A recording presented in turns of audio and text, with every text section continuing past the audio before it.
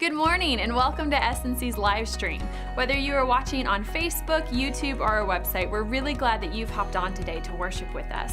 My name's Caitlin and I'm the Connections Pastor, and our service is going to be starting in just a few more minutes, but I just wanted to give some quick updates and announcements for you as we're waiting to start.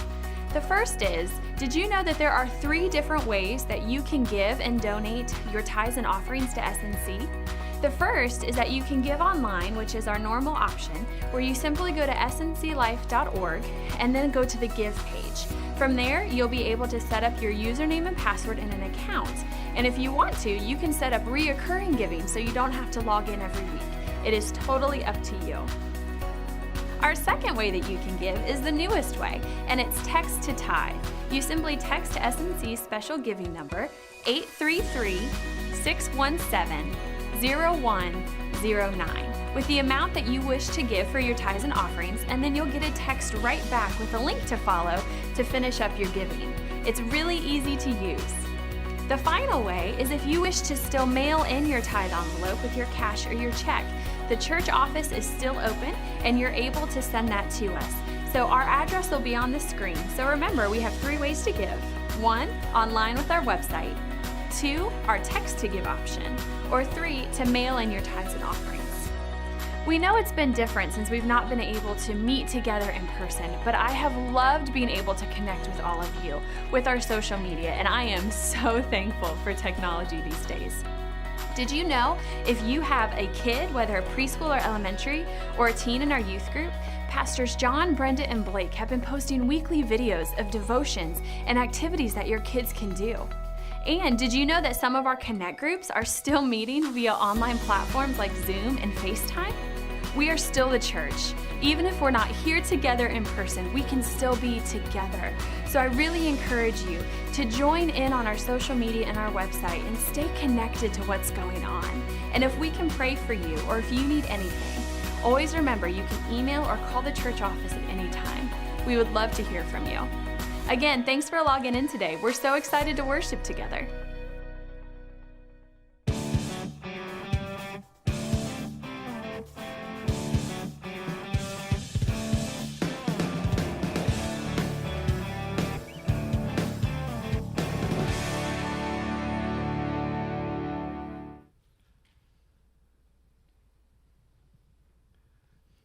Good morning. Welcome to SNC Online. We're so glad that you have hopped online to worship with us today, and we can't wait to hear what God has in store for you. My name's Caitlin, and I'm the Connections Pastor here. And if you would just take a few minutes to fill out our online Connect card, we would really appreciate it. You can find that on our website if you're watching on our website, or if you happen to be on Facebook or YouTube, you can click on the link in the comments. Just let us know that you're here with us. Let us know if you have a prayer request. It just gives us an opportunity to connect with you, and we love to hear from you. Second, we are in the middle of our 21 days of prayer.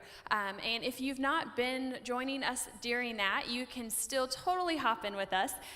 Every day we post a short 1-minute video, and it has a psalm and a prayer focus. And that way we can all just be as a church reading the scriptures together and praying together. And as I said, if you've not joined us before, just hop in right where we are. And if you've been meeting with us with the 21 days of prayer, we hope you'll continue to do so as we are on day 7 today. So every day there's a video posted so you can read and pray along with us. Well, this Wednesday, we're going to be having communion as a church family. Now, there's 2 ways that you can participate in that. The first is you can hop online like normal during the live stream, and you can gather whatever you have at home to receive communion with. Or the second option is you can come to the church for drive-through communion. And that would be a way for us to just see your faces. It's going to be very safe. You don't get out of your car at all.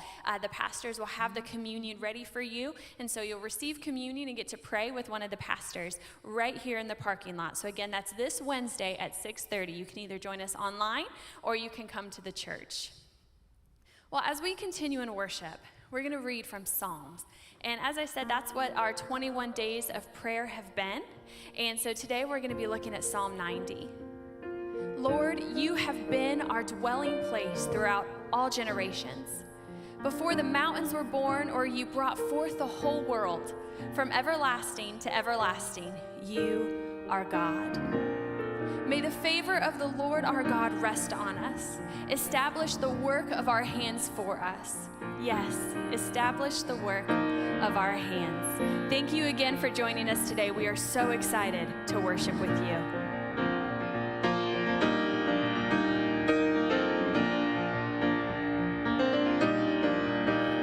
Oh God, our help in ages past, our hope for years to come, our shelter from the stormy blast and our eternal home.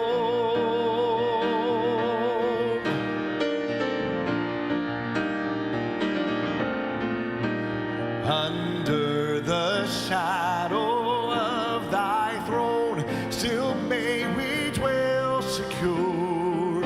Sufficient is thine arm alone, and our defense is sure.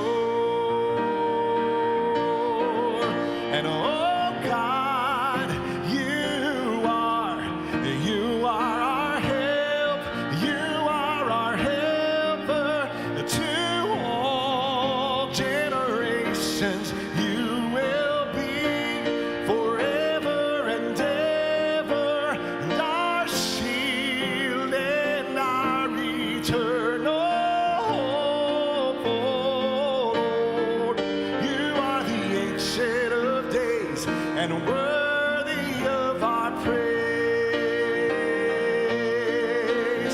And oh God, you are our help, you are our helper to all generations.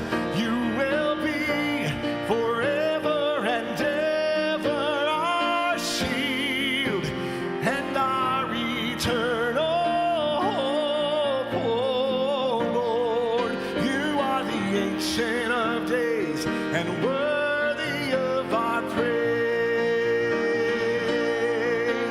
You are the ancient of days and worthy of our praise.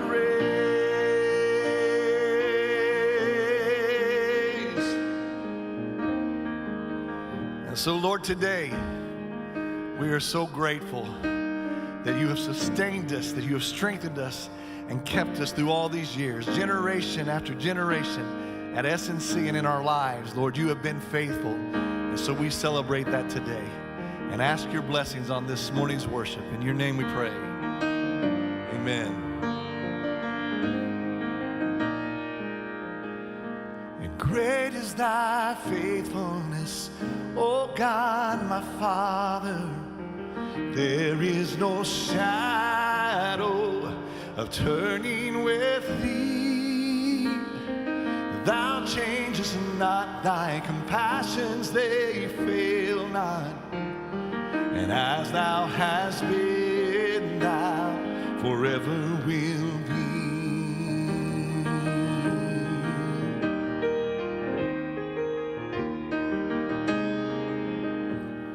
And summer and winter and springtime and harvest, sun, moon, and stars in their courses above, join with all nature in manifold witness to thy great faithfulness, mercy, and love. And great is thy faithfulness, great is thy faithfulness, morning by morning, new mercies I see. All I have needed, thy hand hath provided. Great is thy faithfulness, Lord, unto me.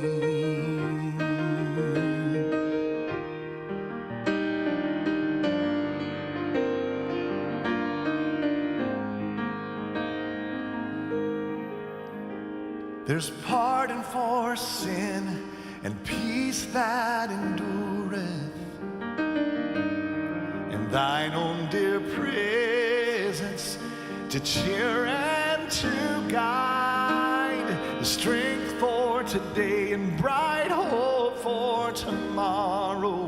Blessings all mine with 10,000 beside. Great is thy faithfulness, great is thy faithfulness. Morning by morning, new mercies I see, and all I have needed, thy hand hath provided. Great is thy faithfulness, Lord, unto me.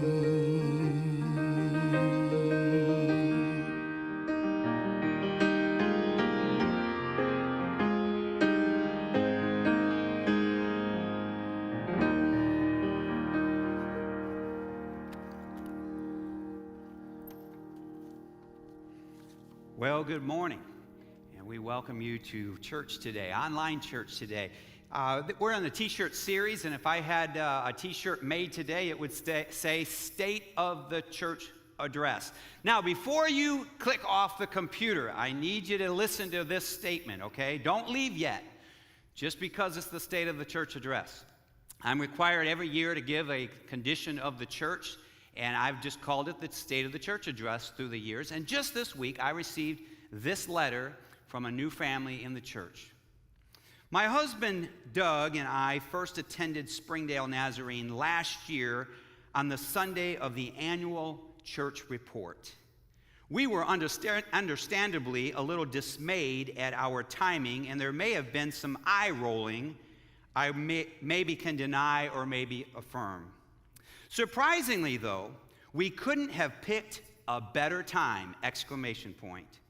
The report was a perfect introduction to the staff, the mission of the church, and we were able to determine that this was a church that we could relate to. Now, she goes on to share much more, but the point of it was, this is when they began to realize this is a church for them. And I hope that you'll stay tuned here for the next little bit, hear a little bit about what's happening here at SNC and why it is that God is blessing us here.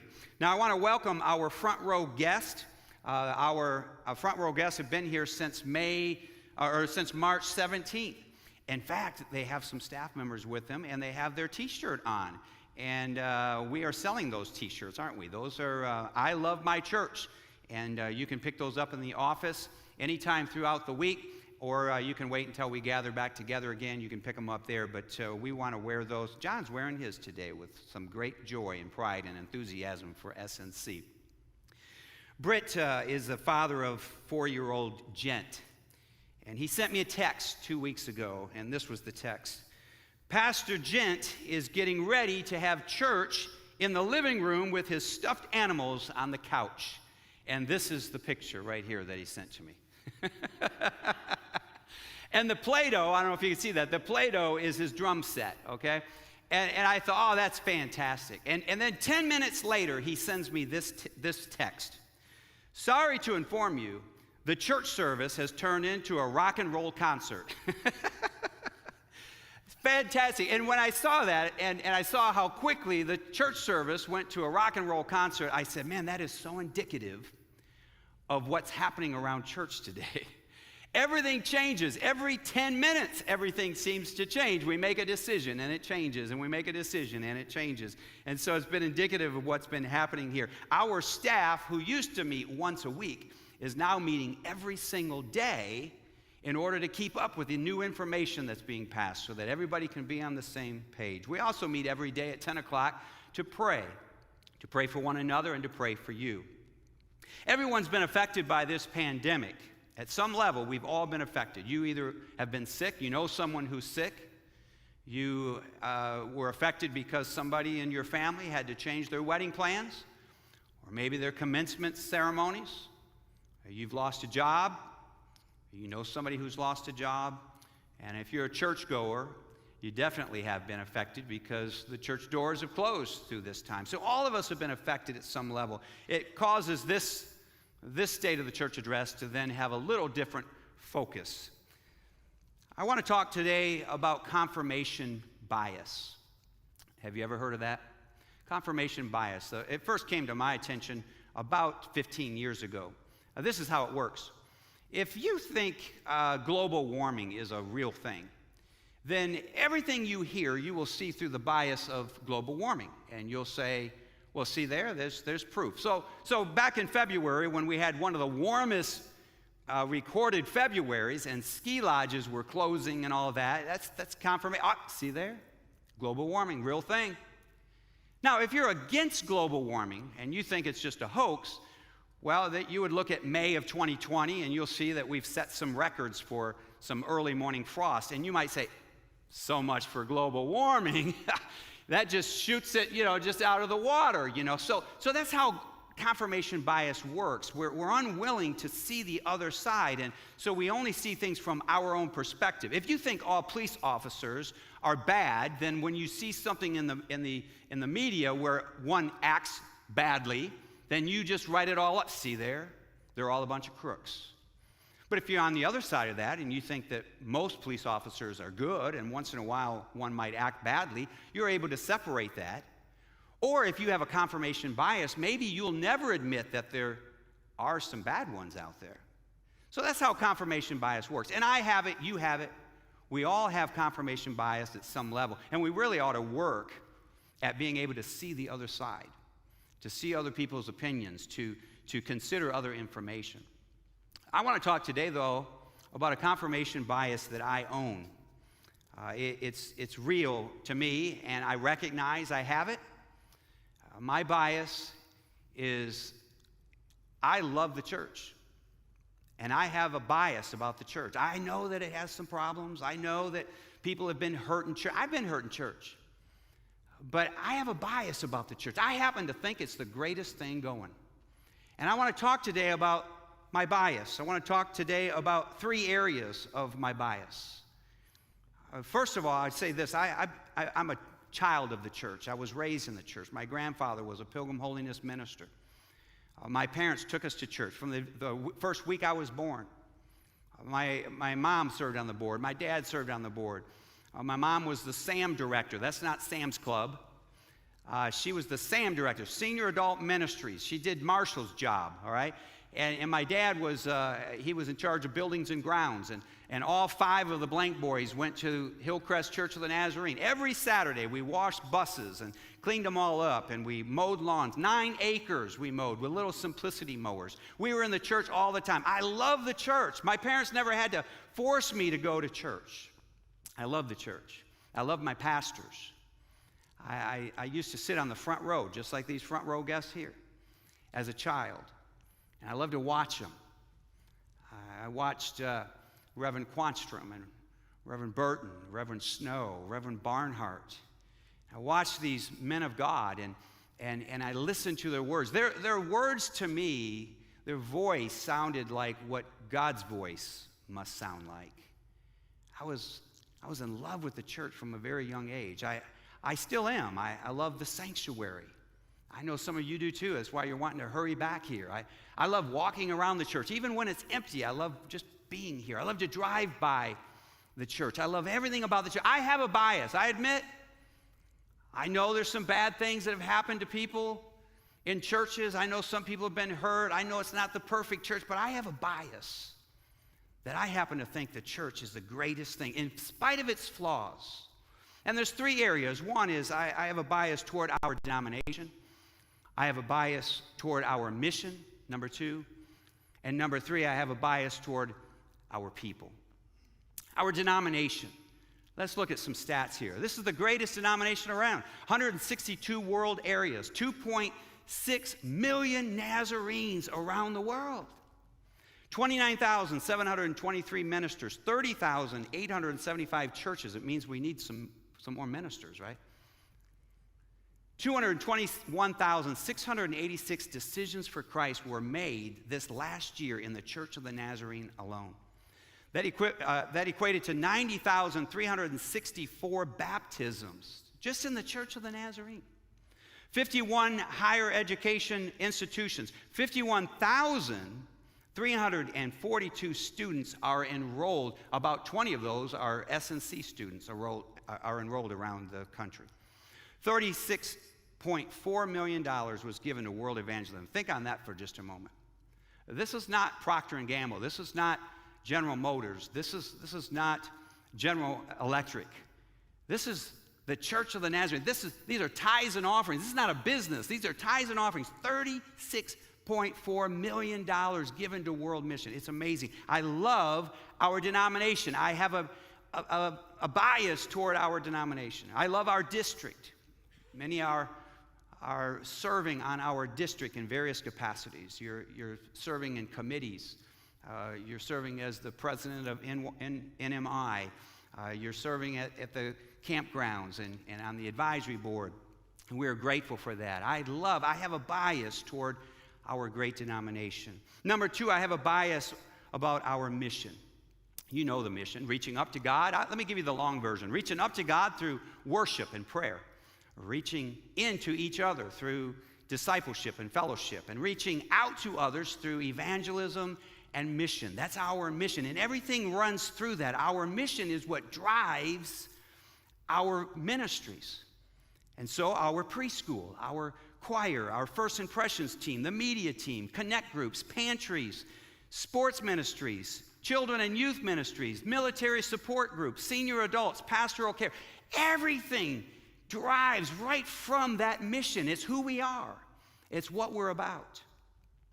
Now, since stats are hard to figure, in these days, and you'll understand why in a minute, let me just try to give you some stats of health to give you an idea of what's happening here in 2020. First of all, our total membership is 1,173. We have about 1,550 attendees. I say about because the year is not over yet, and the other reason I say it is because we're all online right now, so it's hard to keep track, but I'm going to give you some more data here in just a moment.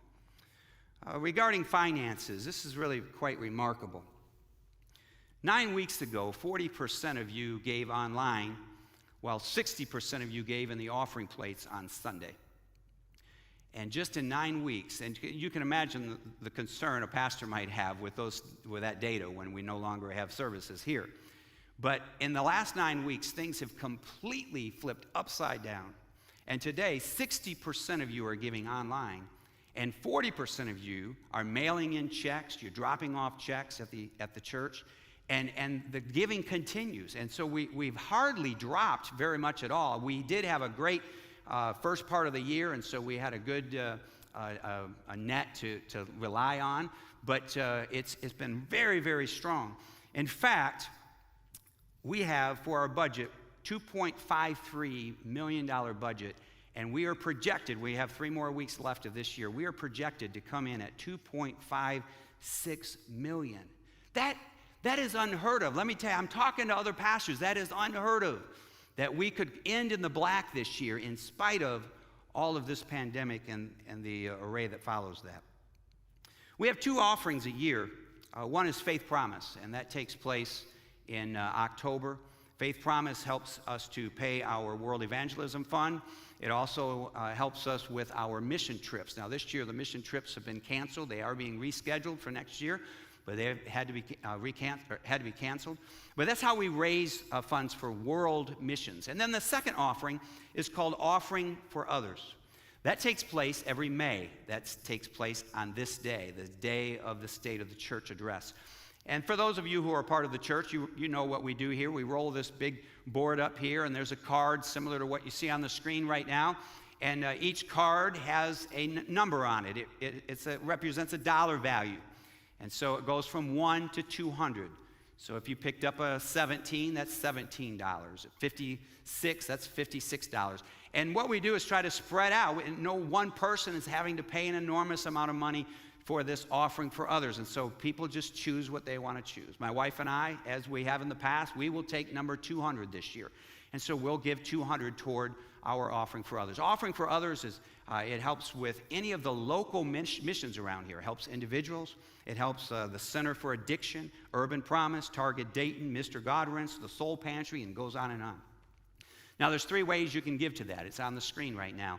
And these are the ways in which you can give to your tithes and offerings as well. But there's a link on each one of those that's just for offering for others. And I'm asking you today to partner with us for offering for others. You can give a one-time gift, or you can give it as a reoccurring monthly thing.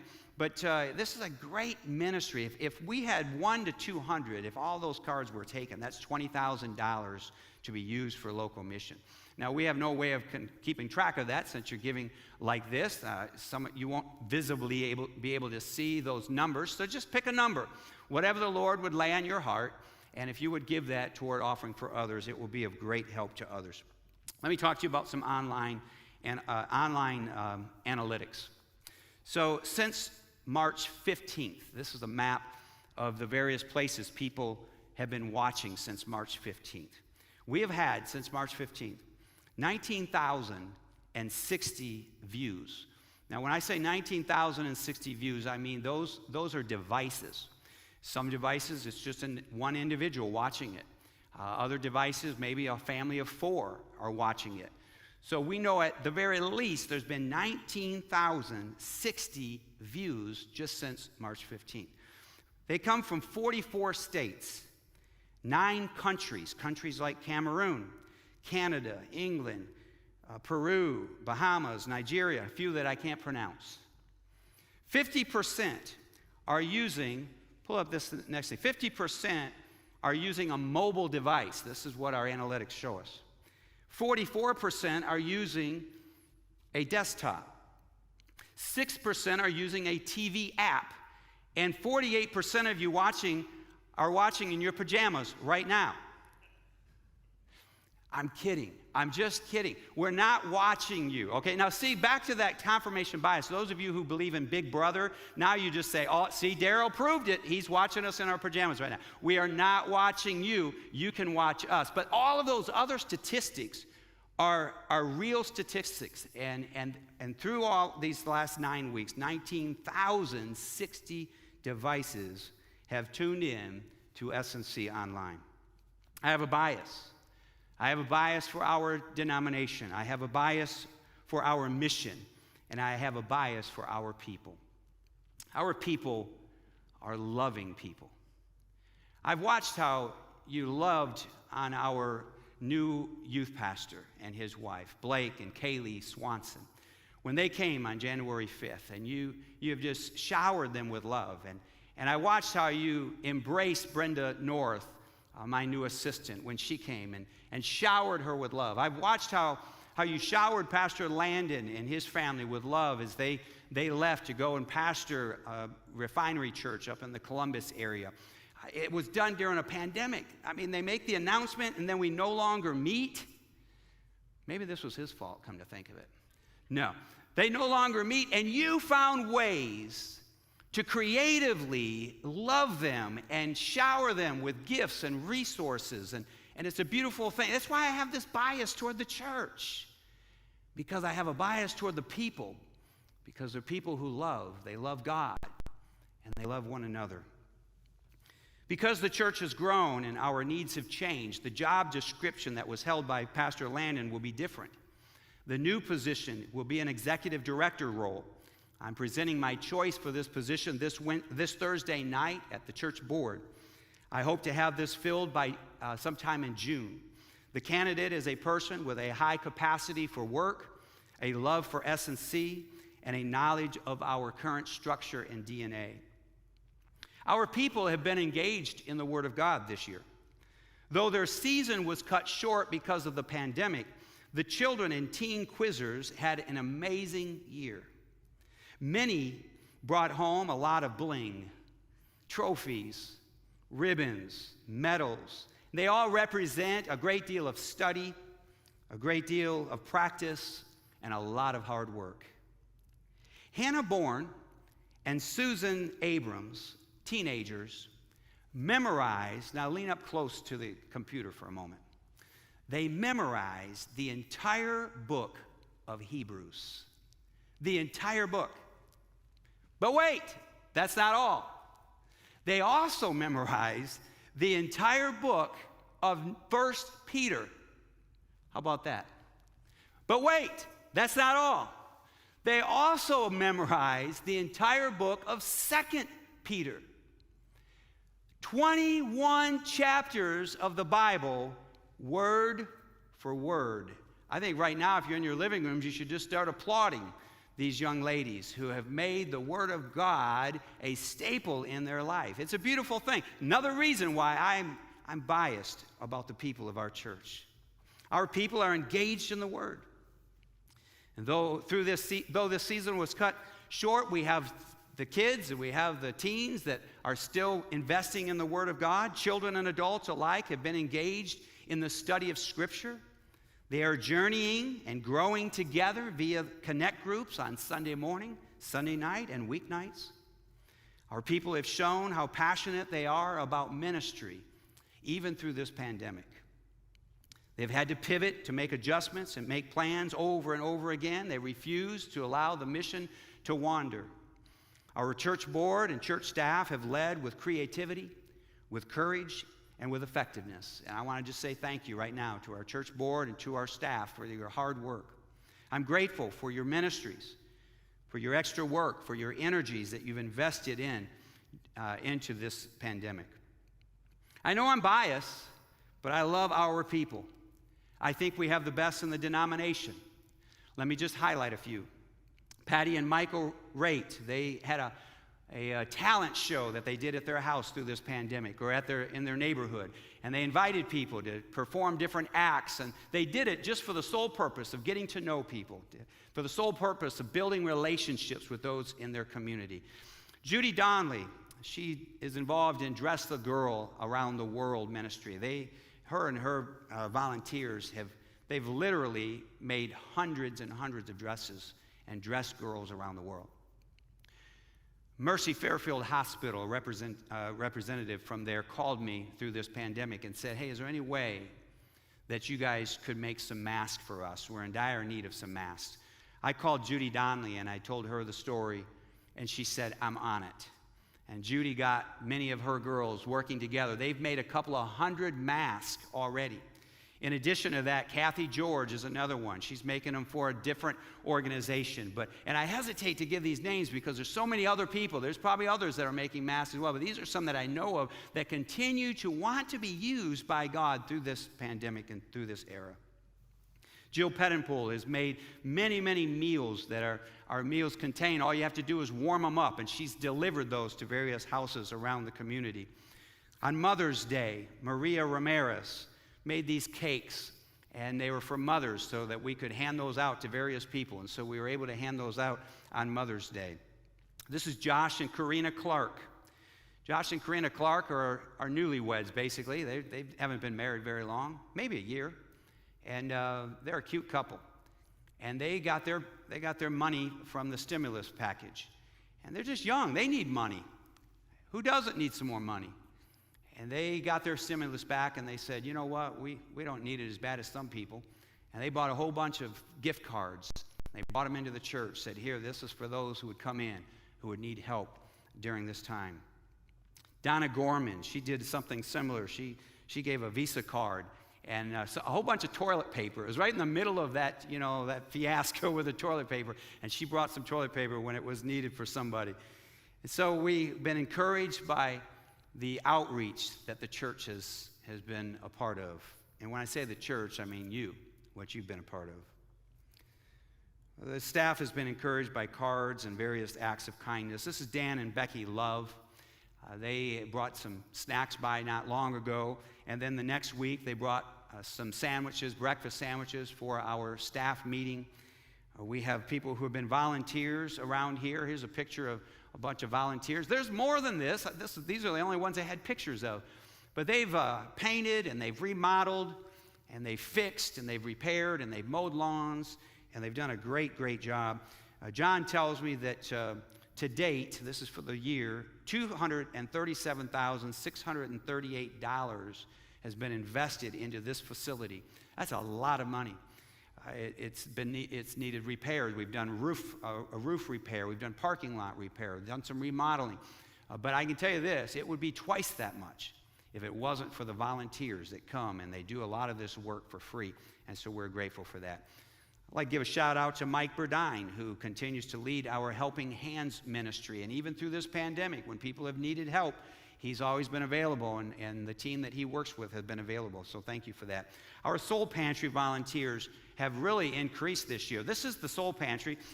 If you remember what that used to look like, it wasn't like that. It has been completely redone, outside and inside. The inside by volunteers, and the outside by our Hispanic church members. And it looks amazing. And they have had to pivot too with some of their ministry during this time. You know, just in the month of March, they delivered over 100 meals in addition to their 1,000 people that they basically take care of every month. They delivered over 100 meals. And in the month of April, they delivered over 100 meals. And they send those to various places. In this case, if I can find it there, Maple Knoll and Baldwin Grove, because these are clients that normally come, but they couldn't leave their facility, and so they've had to kind of change their ministry. And then let me tell you about, and then we had a whole bunch of young people who volunteered, because some of our volunteers in that Soul Pantry were older folks, and they didn't feel comfortable out in the middle of all of this, or maybe their kids didn't want them to be here. So a bunch of young people have joined in, and they're helping in that. And then let me tell you about the Norwood Pantry. There are some amazing things happening there. This all started with the dream of Linda and Jerry Martin. And I saw the very first thing, Pastor Rob's in here right now, it was just a little shelf. And they had some things on there. And they said, hey, there's some people that might come in, need some help. This thing has quadrupled in size just in the last 9 weeks. And look at all that food. And so they are not only giving out food, but they are also once a month they do a meal where they prepare a meal for those in the Norwood community. So kudos to you folks. Here's a picture of David and Sally Ralph. They sent me a letter this week, an email. Said, hey, we've been watching online, and we love what we see, and we appreciate so much all the work that's being done, and we would like to provide a lunch for the volunteers one Sunday. Just pick the Sunday and so on. So we have a Sunday that's picked. But you see, that's the kind of stuff that this church is made out of. People who will reach out to others and who will reach into one another. And so we're appreciative of those kinds of expressions of love. The media team. Here's the media team. This is just a few people. Now there's 27 that's in this ministry. We didn't use all of them during this pandemic because we wanted to make sure we kept some safe in case there was an illness that went through that team. But they are the unsung heroes during this time. They have done a phenomenal job. All of them are volunteer. We're so grateful for them, whether it's in the sound or the video.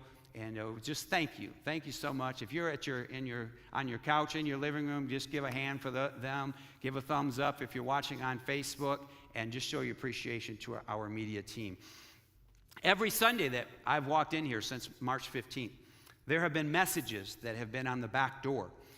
These have come from the Rubel family. We also have had messages put on our doors from the Mangiacaros. This morning I came in, and there was I think I have a picture of these college kids here. Yesterday they had a college night here at the church out in the parking lot, just a fun night. And they were showing their social distancing there. And they wrote on the pavement with chalk. And all over the place, somebody came and they cleaned some of that up today, but all over the place, they wrote messages, encouraging things, and welcome to SNC Online, things like that. It was fantastic. So thank you to our college kids. Thank you to the Johnsons who are leading this group called Home Base. They're doing a great job, and that group continues to grow. The first mask that I got this year was from one of our parishioners, and it was a person who is an avid Ohio State person. And look at this mask that she made for me. Isn't that awesome? Now, she is an avid Ohio State person. And some of her friends thought that she might have the virus when she made this for me. They thought she must have a temperature or something. And then, not to be outdone, then, that was Judy Donnelly. Not to be outdone, then Linda St. Myers then gave me this one, just to get a little balance there. And so thank you for that. And I love our church. Did I tell you that I have a bias about our church, about our denomination, and about our members? So this is probably my favorite picture right here. This is Don King. And Don lives across the street. And every Sunday, he watches online, and then he runs outside, and this is the very end of the driveway at Springfield Pike. And Don is out there if it's cold, or if it's hot, or if it's raining. It was raining on the day I took this picture. And he just gives a thumbs up to all the staff, all the media people, everybody who's come in for the day. And so everybody right now on Facebook, just give a thumbs up to Don. Don, I love you. That encourages me. I can't tell you how many times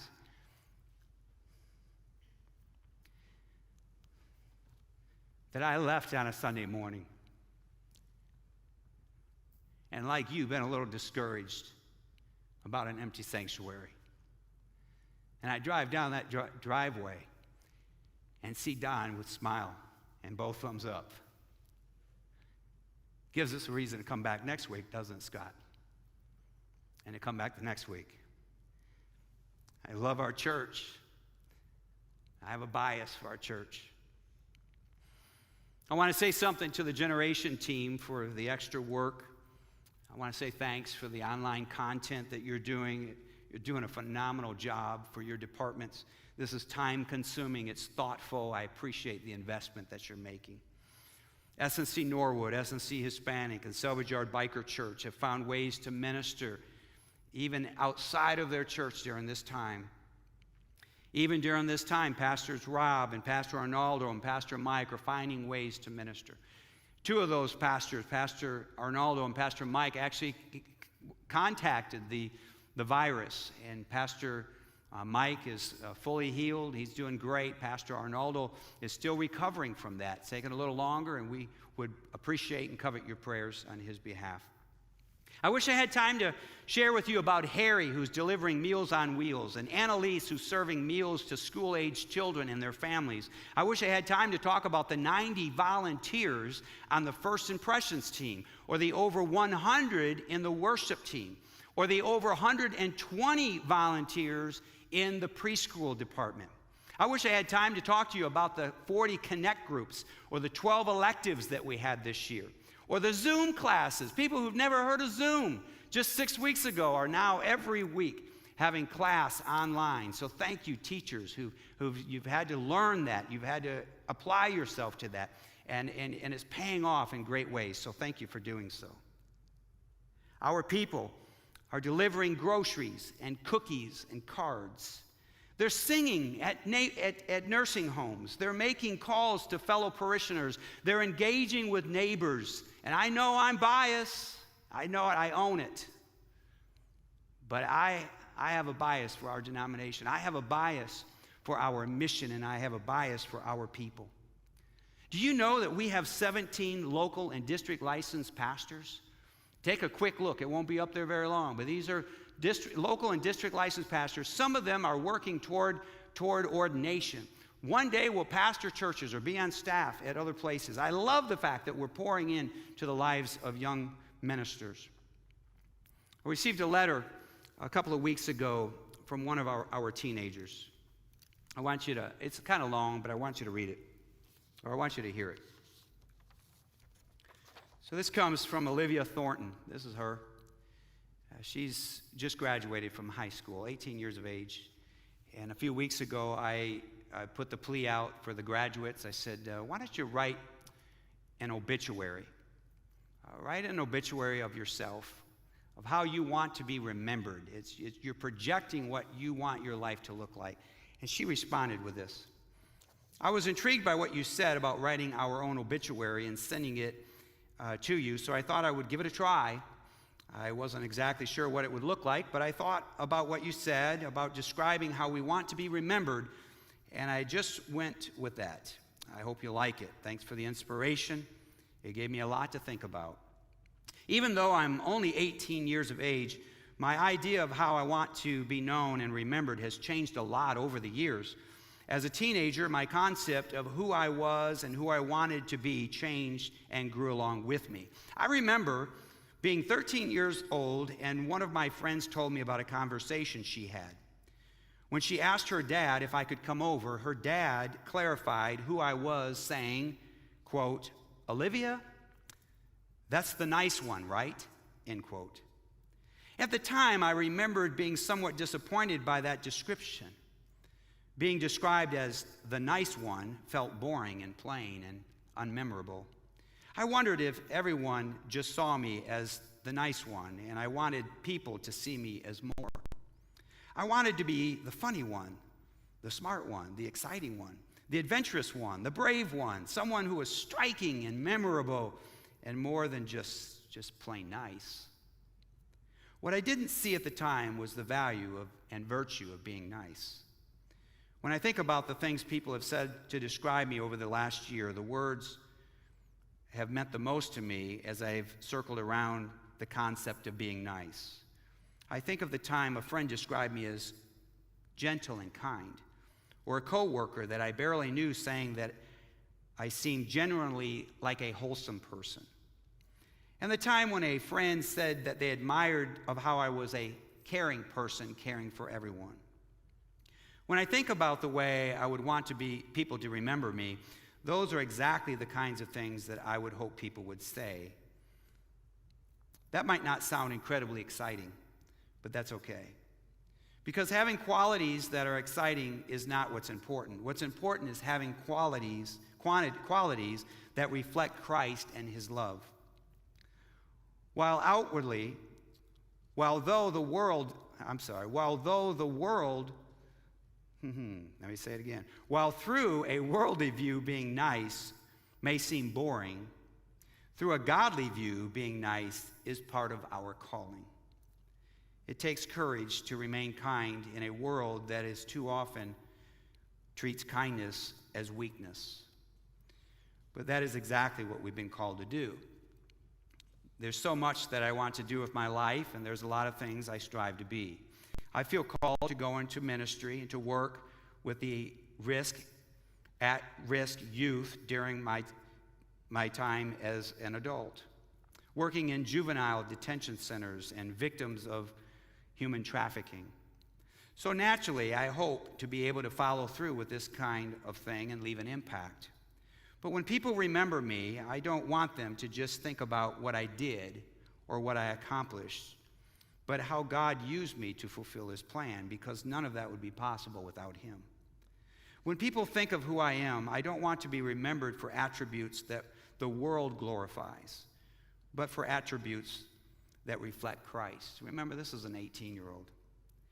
I know my idea of who I am and how I want to be seen is still growing and evolving. But when it's all said and done, I hope that I still believe this much. I want to be remembered as someone who courageously lives out God's love and someone who is genuinely kind. I want to be the nice one.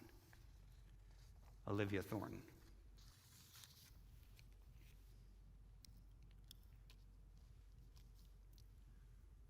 Now that's some wisdom for an 18-year-old, don't you think?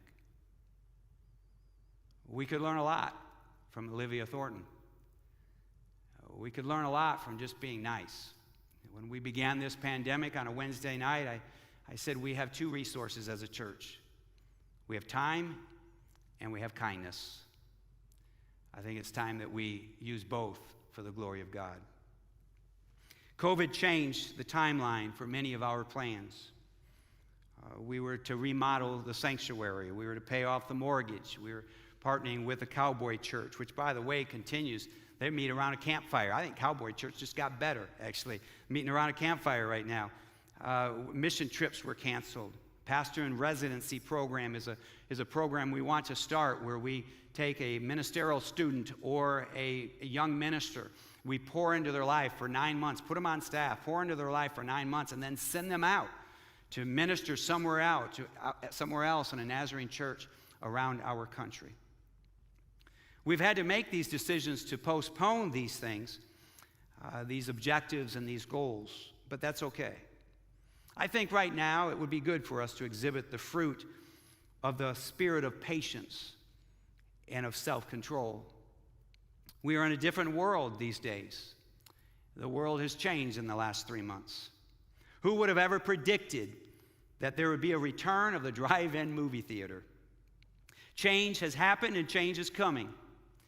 I suspect that in the future, most everything that we do here in this building will be streamed at some point or at some level in order to make it available to those who are outside of the church who've not yet made it their home. In the book of Exodus, we see it's named after the whole idea that God brings the children of Israel, the Hebrews, out of bondage from the Egyptians. And so the whole story is about that. And the story is about the leader, Moses. And it all begins in chapter 1 with really a phenomenal thing that takes place in order for then Moses and others to be born. Let's just look at it here. It's in Exodus chapter 1. And give you a little background. The king is afraid that the Hebrews are going to outnumber the Egyptians, okay? And so this is what it says. The king of Egypt said to the Hebrew midwives, whose names were Zipporah and Phua, when you are helping the Hebrew women during childbirth on the delivery stool, if you see that the baby is a boy, kill him, but if it is a girl, let her live. So he's trying to control the population. The midwives, however, feared God and did not do what the king of Egypt had told them to do. They let the boys live. And then the king of Egypt summoned the midwives and asked, why have you done this? Why have you let the boys live? The midwives answered Pharaoh, Hebrew women are not like the Egyptian women. They are vigorous and they give birth before the midwives arrive. So God was kind to the midwives, and the people increased and became even more numerous. And because the midwives feared God, he gave them families of their own.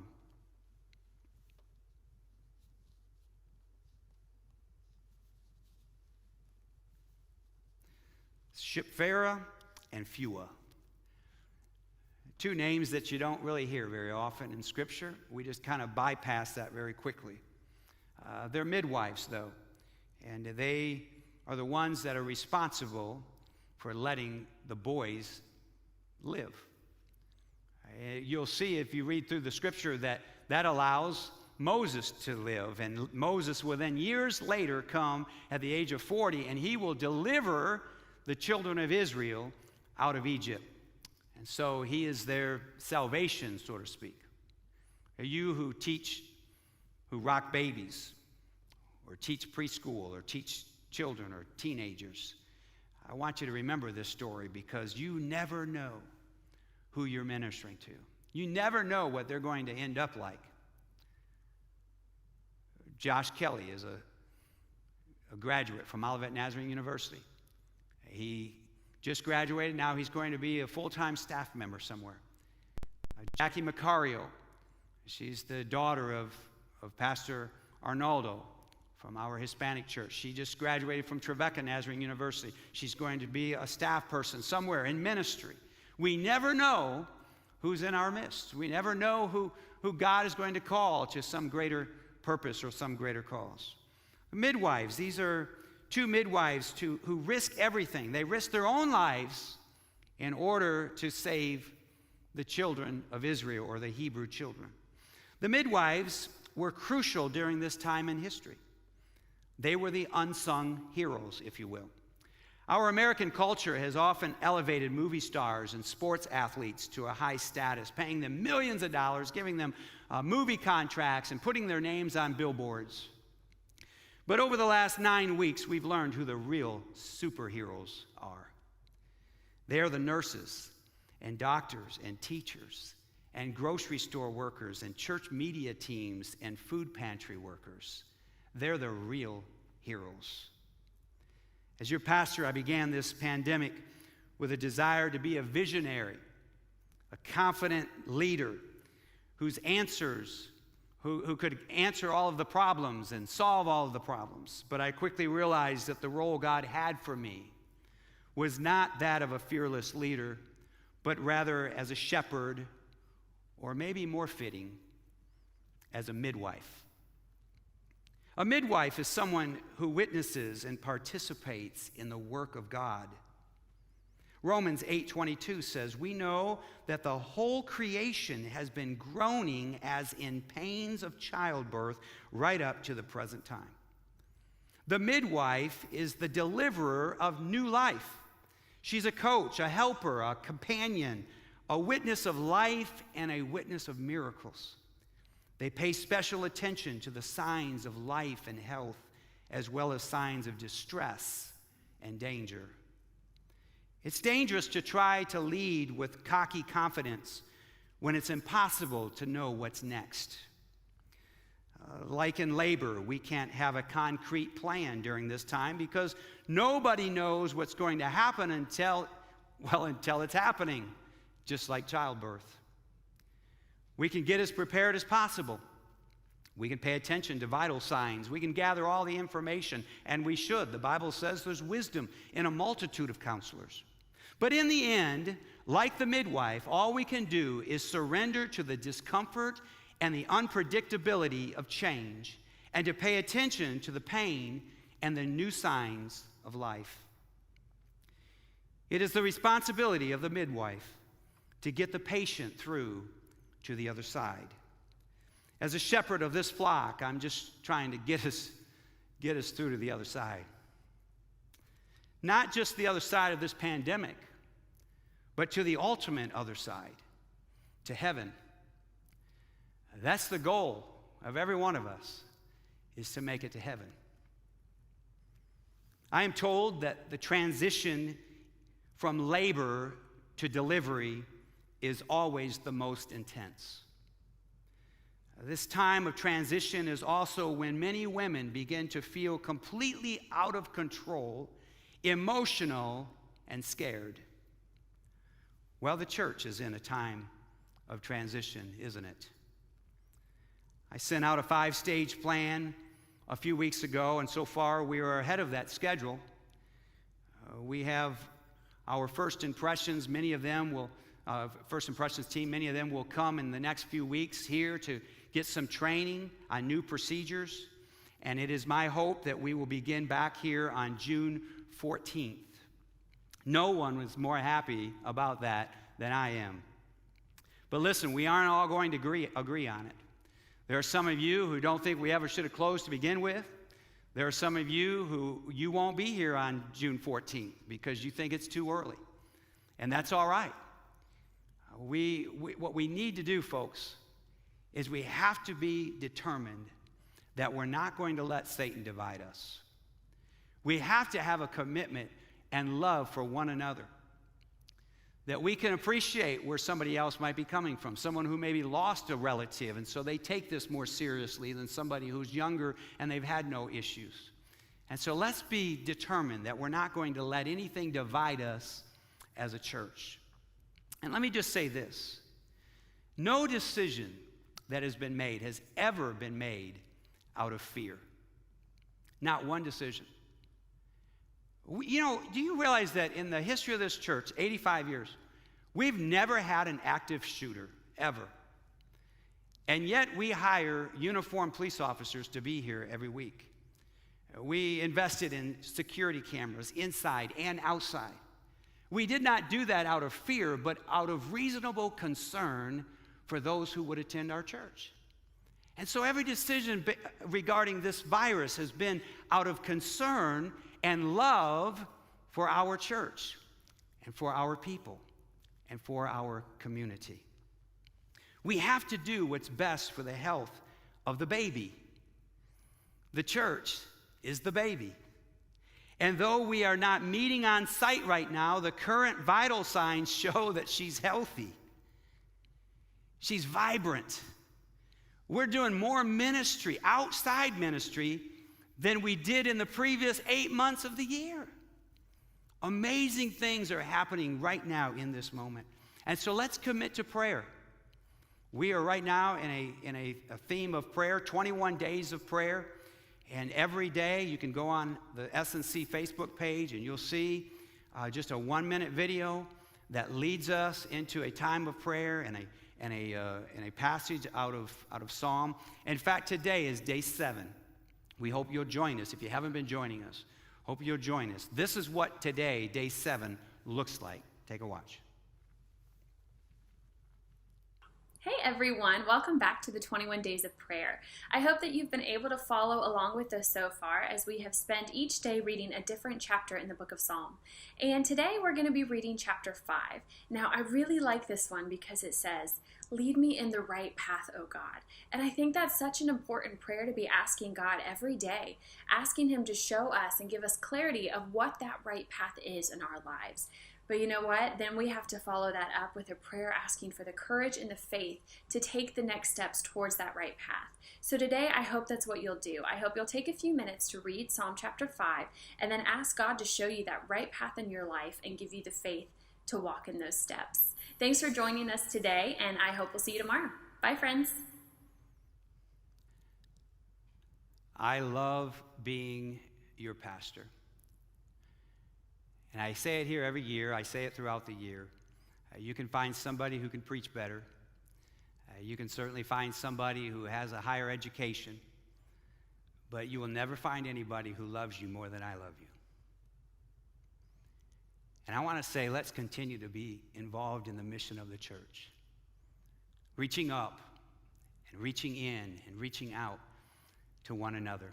We have a great opportunity that's before us. And I believe the future is better than the past. And for those of you who maybe you're a little nervous about what the future holds, or you're a little anxious today, I want to leave you in this State of the Church address with a passage that's spoken and memorized and recited by the Swanson children. And so watch this, and thank you for joining today. God bless you. Go. Be strong and courageous, and do not be afraid or discouraged, for the Lord your God will be with you wherever you go. Joshua 1:9. Thank you for joining us for today's service. We are always looking for ways in which we can connect with those who are watching online. If you would like to go to our website at www.snclife.org, you would find links there to our staff. If you have prayer requests or have some needs that you'd like to discuss, please reach out to us and we'd be happy to get back with you. God bless you and have a great day.